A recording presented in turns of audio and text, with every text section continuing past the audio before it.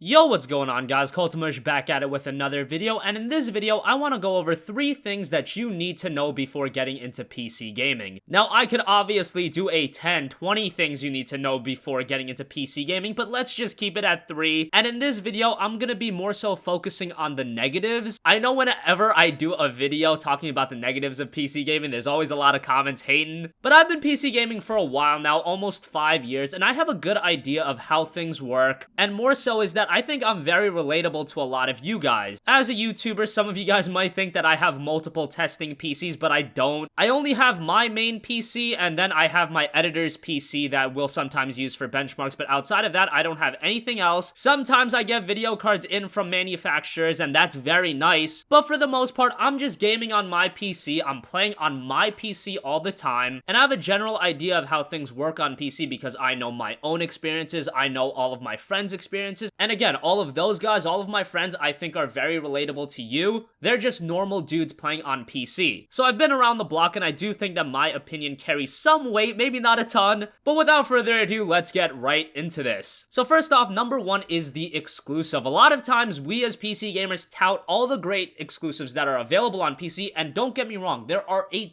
ton of great exclusives. You've got Mountain Blade, you've got Pillars of Eternity, you've got upcoming games like Tyranny. These games are very good, but if you have been a console gamer all your life, you're gonna notice that these games are very different than what's available on console. On console, what you get is your big budget exclusives. They get a ton of marketing, and they're very much AAA experiences. Look at an Uncharted 4, even look at some of the Xbox titles like Halo 5. Obviously, a lot of those games are coming to PC, but they've been a bit wonky. On the PlayStation, you've got upcoming games like Horizon Zero Dawn, the upcoming Spider-Man game. These are big budget AAA experiences and games that cater to the mass audience. On PC, a lot of the exclusives are very niche. Mountain Blade is a game that, while I very much love, is a game that doesn't get a lot of push. And why should that matter? Why should a game being pushed matter to the gamer? It's just that to find these great exclusives, these hidden gems, you might have to go out of your way, browse through Steam, and research about these games because there's not going to be commercials on TV running about Mountain Blade 2. It's just not going to happen. At least I don't think so. Unless they got a lot of funding recently, which I don't think they did. I believe Mountain Blade Warband is actually on PS4 now, so that game isn't even an exclusive, but Mountain Blade 2 is currently scheduled for a PC release. And Mountain Blade's not the only one. You've got a game like Tyranny that's coming out, which